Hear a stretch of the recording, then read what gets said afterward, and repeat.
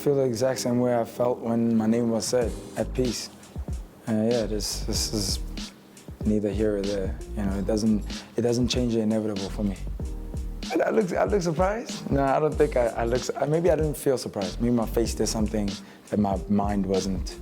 Because I had like a vision, sort of, when I was meditating, it was like a clear one of me and Vinyl standing next to each other as the last person being nominated. Not nominated, but being up for eviction. And when I saw that and thought about it, I was like, maybe in that case, I might bounce. But even then, I was at peace with it. The whole time has just been, all right, this is it, you know. Venus. That was going through my mind, Venus. I was like, no.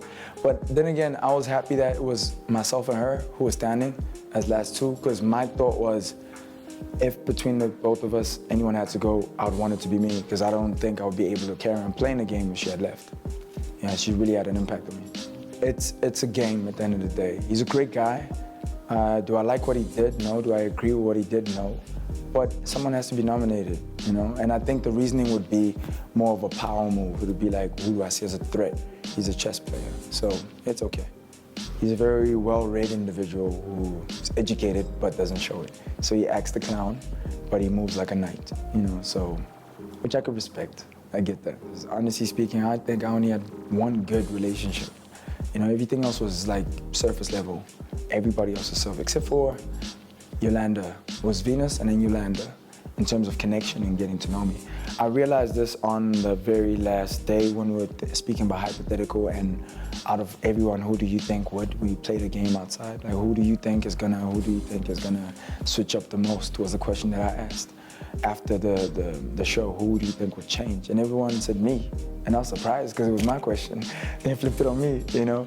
So that showed me that they really didn't know me. They really didn't get to experience me. And that's okay, because we still have the rest of our lives. Since it was Gashwan who nominated me, I feel like he read me from the outside, made a really good assumption, and made a move. He committed to his move, which kind of puts him in firing line now, because he's exposed. And he got the piece that he wanted to get, but now he's exposed. There's nothing backing him. I think Norman is his only person that knows him and would maybe back him, but even there, Norman is a shaky character. So he's like a castle. So he's very straight, and that's about it. He's very restricted to that. And that's gonna restrict his protecting Gashwan if he were to want to. It's a divide and conquer strategy. I think it's taboo. I think it's quite cliche, actually. I don't have anything against it, though, because it is getting the game shaky. I'm sure a lot of people are like, no, not be you, you know? And their opinions are being shared. That means more viewers. That means it's good for the show. You know, it's good for the show. But as a person who was in the game, I don't think it's good for a person, for him to do that, because when there are reunions, and it's going to be cold shoulders all the way around. You know, they even confronted him on it in a jokey way, but it was a confrontation regardless, which shows you that there's going to be a huge disattachment afterwards also, where people can gather and completely leave you out and do well and prosper together and just kind of leave you out because of how you're choosing to move for the sake of the game. He's definitely not going to win. If you look at how many people's told you step on, I mean, I feel like, yes, he has a support base outside, because he was up for nomination, I think, once. And he came back from that. But it wasn't even he came back because of votes. It was more, actually, no, he did come back because of votes. He was nominated twice. However, depending on how many times you get put up, I feel like after a while it just becomes, okay, you're always putting yourself in a place of, you know, even if they wouldn't. Then again, catching myself and playing devil's advocate to my own statement. If he does win, because it is possible, anything is possible, it would pay off. It would definitely be a smart move, but it still doesn't remove or doesn't change disconnect to the camaraderie within the collective that was in the house. Because everyone else wants to see everyone else do well. Nobody wants a person like that around their lives. So he can win the money and lose everything else. Now, since I'm out, who would I say is gonna win? I have a top 3. Vinyl #1 because of how he moves with or without the show. Strong following, gigging every night, meeting people, influential people, powerful people who have that power and that backing. Every DJ that has performed, he knows personally. That speaks in volumes on its own. So if we look at the numbers game, definitely he's one to be reckoned with, Vinyl. And then we have, I'm gonna say this is Tamar. And then last one, definitely one to look out for. It's a tie though between Tools and Libu. I still can't decide between those two. Very strategic players. But I think Libu stands more of a chance because he's animated and he's naturally funny, you know, which makes him dangerous also.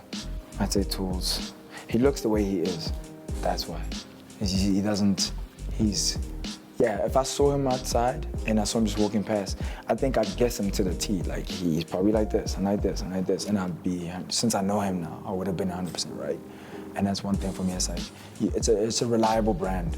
You know, like, you trust it to do this, so therefore, it knows how to maneuver, it knows how to do this. So I admire that about him. Yeah, how low-key got dumped there. I was like, I don't know if, we're not dating, no, but you sort of dumping me, and we were not dating, you know? So that was kind of a low, but it's not even a low, actually. I don't think I had any low. It was more of a, what's going on here? But one thing I did realize when I was outside was how I could have been painted as a villain in the sense of playing or toying with females' emotions.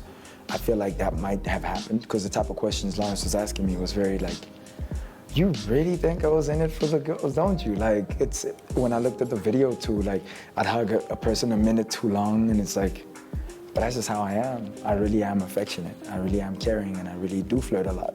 Doesn't mean I want you, it's because of those things, you know? Maybe I want to know you, but it doesn't mean I'm interested in you like that. And, you know, I don't know, I'm only curious what Keisha's questions were and how she feels about me as a person afterwards, you know? Like, that's all I can be. Like Keisha and Yolanda, I feel like those are the two names that came up besides Venus. I think everything is clear when it comes to Venus, but with those two, it might have been like lingering a bit. Yeah. Tata just reminds me of like high school friends that I used to dance with, to be honest.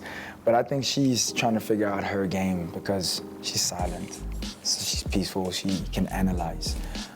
She didn't call me out.